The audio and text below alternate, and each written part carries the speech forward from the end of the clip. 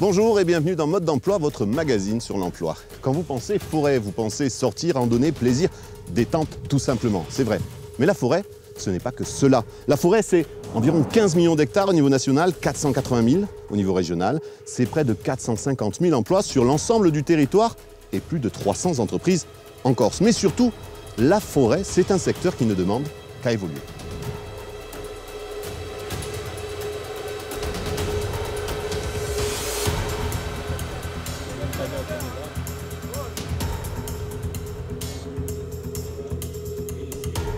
Et pour parler avec nous de ces différentes possibilités d'évolution, de ces possibilités d'embauche et des formations, il sera avec nous durant toute l'émission pour nous en parler. Il est enseignant au lycée agricole de Sartène. Thomas Vaucouleurs, bonjour. Bonjour. Merci de nous recevoir. On a vu quelques images à l'instant du lycée agricole de Sartène. On n'en est pas très loin. Il est juste, on va dire, derrière la colline là. Par contre, nous, on est où ? Ici, on est dans une forêt de pins maritimes à Fauch, et qui a été plantée il y a une quarantaine d'années, et dans lesquelles on est intervenu avec nos élèves plusieurs fois. Comment ça se passe ? Vous venez, quand vous dites intervenir avec vos élèves, vous venez ici pour... Ici, on vient pour leur apprendre toutes les techniques de bûcheronnage, et donc on a fait ce qu'on appelle des éclaircies. On a enlevé quelques arbres en conservant certains. Voilà, on en enlève quelques-uns pour essayer de faire en sorte que les autres s'en sortent mieux. Voilà. Première question, comme pour chaque mode d'emploi, elle concerne notre invité. Pourquoi comment on devient enseignant dans la filière forêt-bois, une filière particulière ? D'abord, on commence par être forestier, donc on fait une école forestière par amour de la nature et de l'environnement. Et puis après, c'est une évolution de carrière où on s'intéresse à la formation, et notamment les enjeux de sécurité, puisque ce sont des métiers où il y a des très très forts risques professionnels. Au départ, c'est le plaisir de la forêt, le plaisir de la nature à titre personnel, et ensuite c'est le plaisir de transmettre ? Exactement, le plaisir de transmettre et la relation avec les élèves et les étudiants. Beaucoup de formations. Il y a 2 lycées agricoles en Corse, à Borgo, où il y a aussi des formations sur ce secteur, et pour vous à Sartène. Énormément, quelles sont-elles ? Alors il y a d'abord des formations après le collège, donc c'est le bac pro forêt qu'on peut commencer à Borgo ou à Sartène, et qui permet d'être chef de chantier, ouvrier forestier ou entrepreneur. Et puis après on a des formations plutôt techniciens, donc le BTS gestion forestière.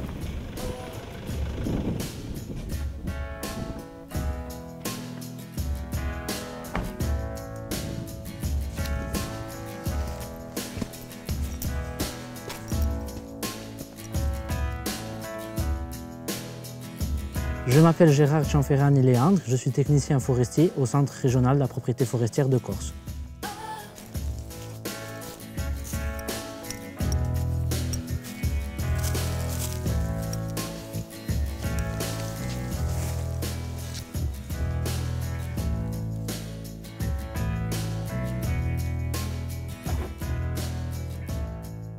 Donc la mission d'un technicien forestier est d'être un gestionnaire durable de la forêt, en respectant donc les 3 aspects qui sont l'économie, le social, la chasse par exemple, l'accueil du public et l'environnemental. Et plus particulièrement au sein du CRPF, nous sommes des conseillers des propriétaires privés. J'ai passé mon bac ES, spécialité biologie, économie et agrologie au lycée Clémenceau à Sartène. Ensuite, je me suis dirigé vers un BTS gestion forestière, toujours au lycée agricole à Sartène. Et c'est grâce à ça que j'ai pu devenir technicien forestier au CRPF.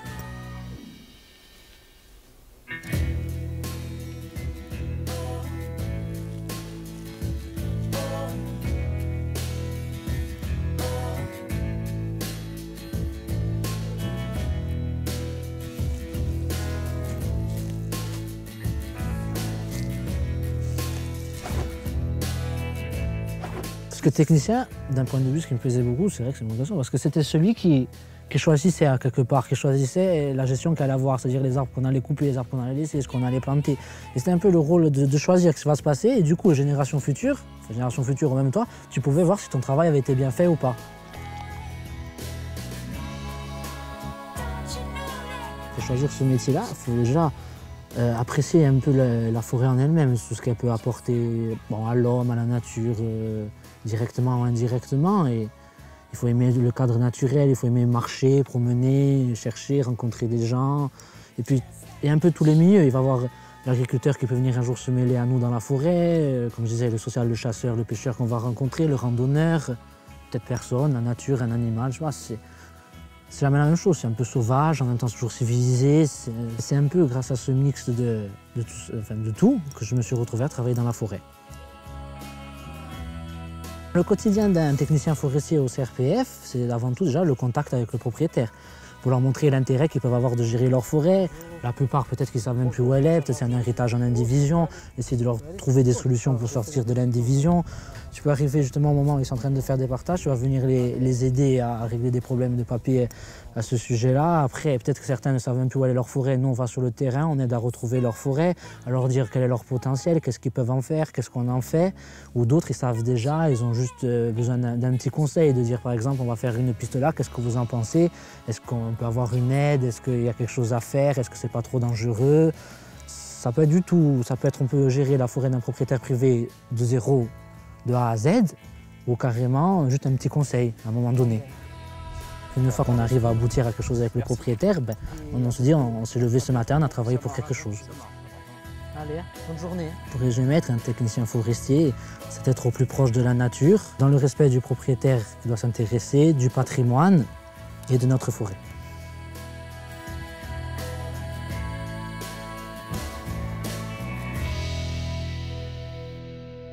On vient de voir Gérard, il parle de la forêt, il parle de sa forêt. On sent l'attachement très important des jeunes pour leur région, leur territoire, dans les formations que vous faites. C'est souvent la première raison de leur choix, c'est de trouver un métier qui leur permette de rester dans leur région, dans leur village et dans les forêts qu'ils connaissent depuis toute leur enfance. On sent aussi, déjà, si jeune, l'importance du durable. On sent que les actions qu'ils mènent, c'est pour l'avenir, pour les autres générations aussi. Ça aussi, ils le ressentent. Ça, c'est un peu le cœur de notre métier, c'est ce qu'ils apprennent à l'école, c'est que finalement, le métier de la forêt, c'est récolter le passé et surtout préparer l'avenir. Technicien forestier au CRPF, le métier de Gérard. Alors le CRPF, vite fait, Centre régional de la propriété forestière en Corse, ça représente quoi comme pourcentage? Le CRPF s'occupe à peu près des 3/4 des forêts, et sachant que le dernier quart étant les forêts publiques qui se situent plutôt en montagne. Concernant les propriétaires forestiers, le but, c'est d'essayer de les fédérer autour d'un projet commun pour essayer de faire en sorte de mettre des actions plus globales, on va dire. Et mieux valoriser les forêts. Travailler au CRPF, c'est une des possibilités.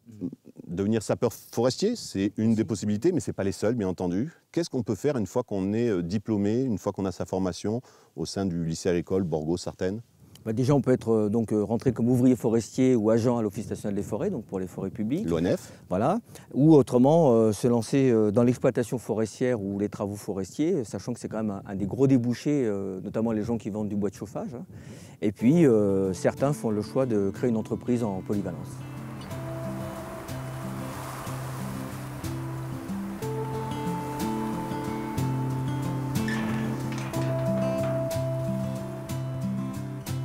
Je m'appelle Stéphane Ray, je suis arboriste grimpeur, jardinier et pépiniériste.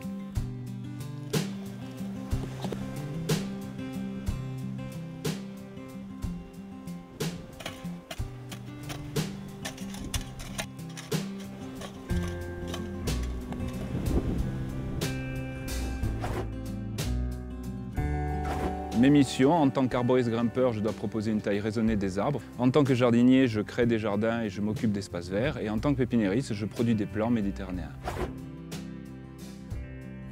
J'ai un DUG de biologie passé à la faculté de Corté et un certificat de spécialisation en taille et soins aux arbres.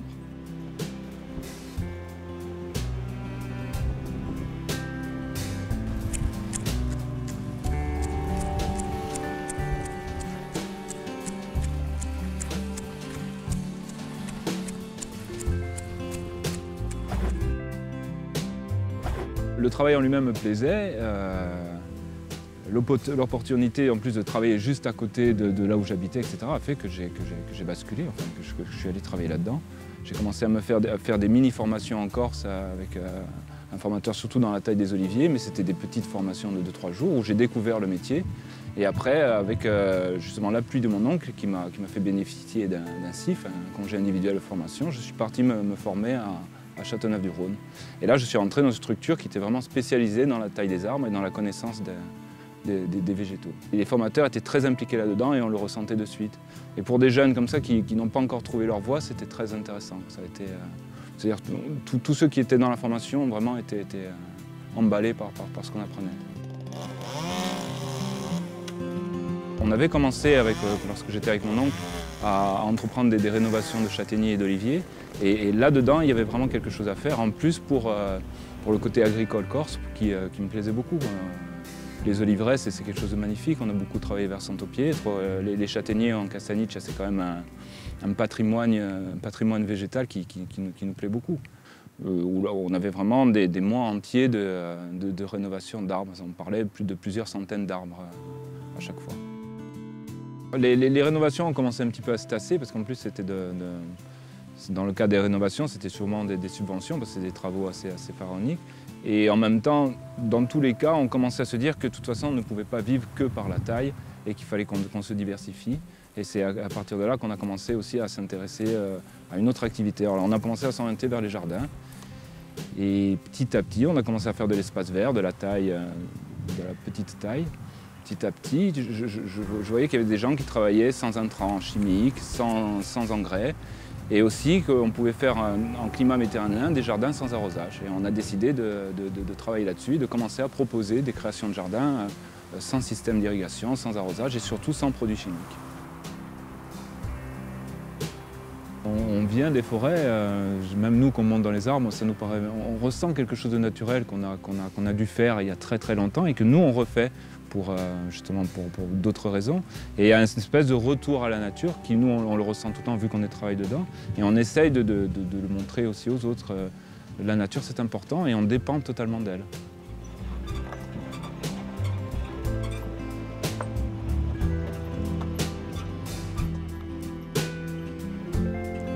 Vous parliez tout à l'heure de polyvalence, alors on vient de le voir avec Stéphane. Il commence en tant qu'élagueur, châtaigneraie, oliveraie, et puis pour des raisons pratiques, il devient plus entretien espace vert, pas que des raisons pratiques, des raisons économiques aussi. C'est souvent le cas dans la filière forêt-bois.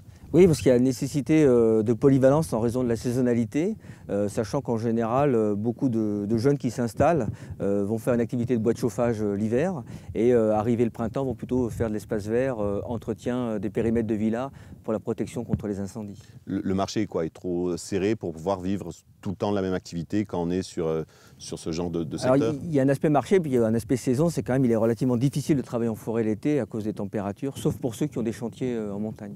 On parle de cette possibilité, espace vert, ça peut être une variante pour les gens qui ont fait ces formations. Il y a des formations particulières dans les lycées agricoles insulaires sur la formation entretien espace vert. Oui, tout à fait. Il y a possibilité dès la fin de la troisième de faire un bac pro, un bac professionnel travaux paysagers au lycée agricole de Bourg. Alors, depuis tout à l'heure, on parle des différentes possibilités d'embauche, des différents métiers. Ils sont classifiés dans différentes catégories. Alors, on va prendre depuis le début. Première catégorie. La gestion forestière, donc tout ce qui est le conseil aux propriétaires. Donc là, c'est quasiment exclusivement public, donc l'Office national des forêts. Voilà, il y a l'ONF, le CRPF, tous ces organismes qui essayent d'avoir une vision globale de la forêt. Voilà, et qui conseillent. Et il y a la possibilité d'avoir une activité en profession libérale d'expert forestier. Un expert forestier, ça existe. OK. Deuxième catégorie. Alors là, donc après, c'est tout ce qui est la partie de l'exploitation forestière, donc ceux qui vont couper les arbres et les amener à des usines. Donc là, on va dire pour faire simple, hein, des bûcherons. Des bûcherons et des débardeurs. Parce qu'il y a ceux qui coupent et il y a ceux qui transportent. D'accord, donc ça c'est la deuxième partie. Troisième partie, on parle déjà de transformation. Voilà, donc là ce sont les scieries, donc en Corse il y en a 5 en activité, donc là ce sont des petites unités réparties sur le territoire qui transforment le bois en planches, qui le scient selon différentes dimensions. D'accord, et enfin la seconde transformation, comme on l'appelle, c'est la dernière catégorie. Voilà, donc là où le bois devient produit fini, donc pour fabriquer des planchers, des meubles, etc. Et aussi certains qui vont prendre les bois sciés pour en faire des charpentes ou des constructions bois.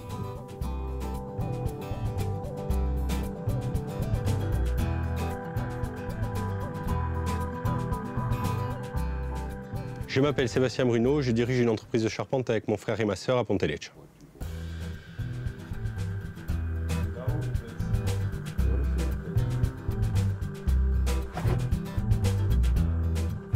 Ma mission, c'est de répondre aux besoins des clients, que ce soit pour des petits projets, comme des maisons individuelles, ou des projets beaucoup plus importants, comme la Halle des Sports à Ajaccio, ou l'outil théâtral de Piourgeois. Collège à Corté, lycée à Aix-en-Provence en art appliqué, école d'architecture à Paris, et j'intègre l'entreprise familiale à la fin de mon cursus.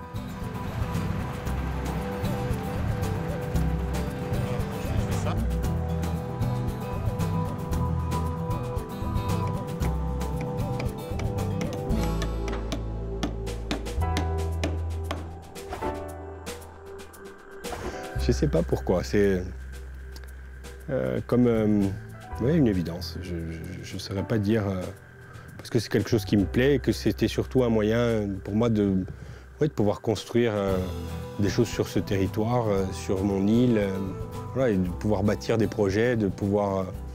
et très tôt, en tout cas, c'est quelque chose dont j'avais conscience et que je voulais vraiment faire. C'est le matériau de notre enfance, le matériau avec lequel on jouait, avec lequel on construisait aussi voilà, plein de choses pour pouvoir s'amuser. Et puis en plus, en grandissant, je me suis aperçu que c'était vraiment un matériau qui était extraordinaire, avec énormément de qualité, et puis surtout c'était une ressource qui était sous-exploitée en Corse et abondante, et qui avait tout à faire dans ce domaine-là.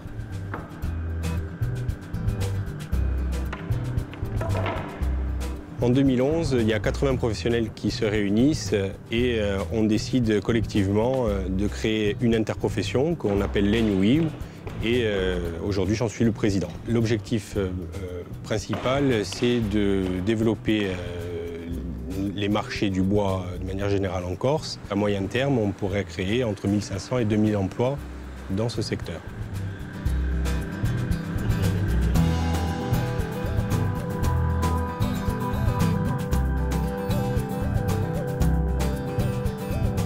Pour faire simple, travailler dans le bois, c'est être passionné. C'est des beaux métiers voilà, qui donnent envie de se lever le matin et de construire notre pays.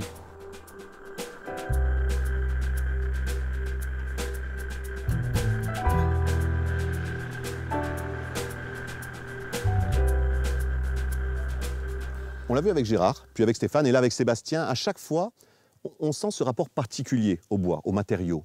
Il est différent. Oui, parce que c'est un matériau naturel, un matériau vivant. Et puis il y a vraiment une particularité esthétique et même quelque chose d'assez sensuel. Quand on touche du bois, c'est beaucoup plus chaud que quand on touche de l'acier ou de l'aluminium. Sébastien, on l'a vu à l'instant, il a aussi une autre casquette, c'est le président de l'interprofession. L'ENUIV, c'était important de se structurer. Ah, c'était vraiment incontournable parce qu'il y a une ressource forestière très importante en Corse, de très bonne qualité. Et pour nous, par exemple, organisme de formation, on a besoin d'avoir une interprofession qui est notre partenaire et qui nous explique et qui nous précise les demandes en matière de formation. Le fait d'avoir réussi à se structurer, de mettre toutes les énergies en commun, ça permet, selon l'ENUIV, d'avoir de vrais espoirs sur l'avenir professionnel sur ce secteur. On parle d'une évolution allant d'un rapport de 1 à 10, par exemple. Oui, c'est une filière d'avenir. Il y a un potentiel naturel des forêts, un potentiel humain, des transformateurs. Et il faut qu'on s'organise et qu'on travaille de concert pour que le bois issu des forêts corses retrouve sa place dans la construction et dans l'ameublement en Corse. Les besoins de gens formés, il le disait tout à l'heure, il y a un vrai besoin de personnel qualifié. On est pour l'instant encore obligé de faire venir des gens de l'extérieur parce qu'on manque de main-d'œuvre.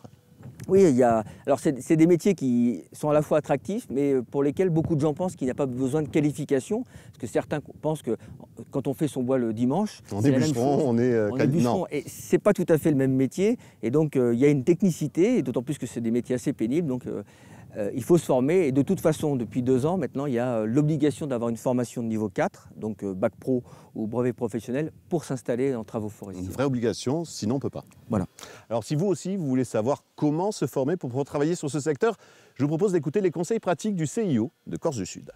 Les métiers de la forêt et du bois sont très diversifiés et proposent des qualifications allant d'un niveau 5 à un niveau 1. Au niveau 5 de qualification, nous pouvons retrouver des métiers comme bûcheron ou agent technique forestier, plus communément appelé garde forestier, et la rémunération tourne autour du SMIC. À un niveau 4 de qualification, nous retrouvons le métier de technicien forestier. Ce métier peut être obtenu par une formation de type bac pro, gestion de la faune et de la flore, ou bac pro forêt, sur le lycée agricole particulièrement de Sartène.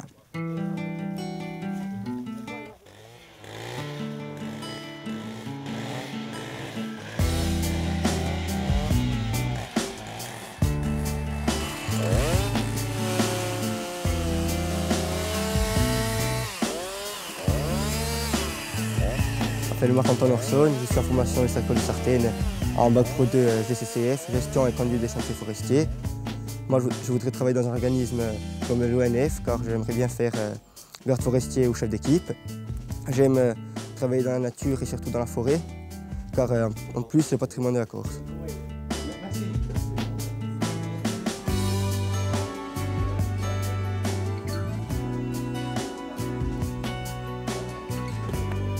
Je m'appelle Ornella Sirègne, j'ai 19 ans. Je suis actuellement en formation adulte en BTS gestion forestière au lycée agricole de Sartène.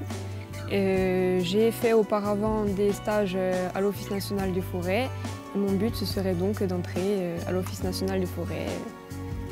Ce serait parfait.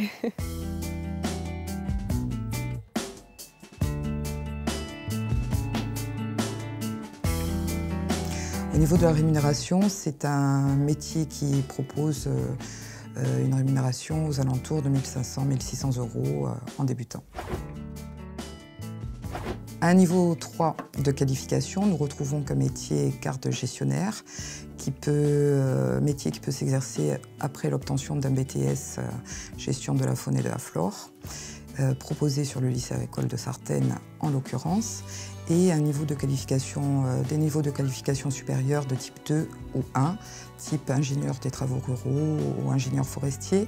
Ces métiers sont proposés suite à une formation sur le continent. Au niveau de la rémunération, en tant que technicien supérieur ou ingénieur, ce sont des métiers qui commencent à peu près à 1 700 €, 1 800 € en débutant, jusqu'à un salaire de 2 200 €. Nous venons d'évoquer différents exemples concernant la filière forêt et bois, mais sachez qu'il existe un panel assez diversifié concernant les métiers, que ce soit de la transformation à la production ou à la commercialisation de la filière bois. Pour plus d'informations, vous pouvez prendre contact avec des conseillers d'orientation psychologues intervenant dans les différents CIO de l'Académie de Corse. Depuis le début de l'émission, on parle des formations pour les lycéens normales, lycée de Sartène, lycée agricole de Sartène. Mais la filière forêt-bois peut s'adresser aussi à des personnes plus âgées qui sont en reconversion, en changement de vie. Oui, des personnes qui, attirées par les métiers de l'environnement et de la forêt, l'extérieur, qui vont faire le choix de travailler en forêt. Donc il y a plusieurs formations possibles. Alors concrètement, c'est quoi comme formation? C'est quoi comme durée? Des formations rémunérées? Alors ce sont bien sûr des formations rémunérées. Donc il y a plusieurs formations en fonction des métiers auxquels on se destine. Donc d'abord il y a des formations pour être ouvrier forestier ou bûcheron, donc un CAP entretien d'espace rural ou un CAP bûcheronnage. Pour les personnes qui ont plutôt un projet d'installation pour la vente de bois de chauffage en exploitation forestière, ils pourront faire un brevet professionnel responsable de chantier forestier. Concernant ces deux formations, on est sur une durée d'environ... Alors les deux formations sont d'une durée de 10 à 11 mois. De 10 à 11 mois. Voilà. Ensuite? Alors par contre, il y a une autre formation très intéressante pour des gens qui travaillent déjà dans le secteur de l'espace vert ou de la forêt, qui se destinent au métier d'élagueur grimpeur. Donc c'est les certificats de spécialisation taille et soin aux arbres et qu'on peut préparer en 10 mois. En 10 mois. Le fameux CS que faisait Stéphane Ray, Exactement. Grimpeur, élagueur grimpeur. Voilà. Ensuite, le dernier? Alors comme la même formation qu'a préparé Gérard et qu'on a vu lors de l'émission, c'est pour ceux qui se destinent à des métiers de technicien forestier à l'Office national des forêts ou au CRPF. C'est un BTSA, un brevet de technicien supérieur, gestion forestière, mais qui lui se préparera en 2 années. Comment on doit faire? Je sais qu'au lycée agricole de Sartène, il y a Stéphane Coll qui s'occupe de ces formations, on a travaillé avec lui. Oui. Il faut aller voir le lycée, il faut aller voir l'AFPA. Qui il faut contacter dans ce cas-là? Alors, pour tout ce qui est des métiers de la forêt et du bois, il faut s'adresser aux 2 centres de formation continue que sont Borgo et Sartène, donc qui sont à côté des lycées agricoles. Et là, vous rencontrerez des personnes dans le centre de positionnement qui vous permettront de faire un bilan de compétences et de construire avec vous votre parcours professionnel. Puisqu'on parle de bilan, Thomas, le vôtre, ça fait combien que vous enseignez? À Sartène, 14 ans. Et après 14 ans, qu'est-ce qu'on se dit? Qu'on a réussi à apporter quelque chose, une petite pierre à l'édifice? Le grand plaisir qu'on a, c'est de croiser nos anciens élèves qu'on a connus relativement jeunes et de les voir installés en activité et qui deviennent en forêt, qui deviennent des maîtres de stage. Et qui continuent de prendre du plaisir avec la forêt. Voilà. Enfin Thomas, pour terminer cette émission, je vous demanderai de terminer cette phrase. Travailler dans les métiers de la forêt et du bois, c'est... C'est une redécouverte de tous les jours parce que chaque forêt est particulière, chaque chantier est particulier. Et puis il y a surtout ces moments de plaisir quand on s'arrête et qu'on profite de l'environnement dans lequel on travaille. Allez, pour faire simple, travailler dans les forêts et dans le bois, c'est du plaisir. Merci Thomas, à bientôt. Merci beaucoup. Bien entendu, je vous rappelle que vous pourrez retrouver cette émission sur le site de France 3, france3.fr, ainsi que sur notre site internet france3modedemploi.fr et sur les réseaux sociaux. Notre prochain rendez-vous sur un autre secteur d'activité en Corse. D'ici là, n'oubliez pas cette citation de Freud: s'il est librement choisi, tout métier devient source de joie. Salut.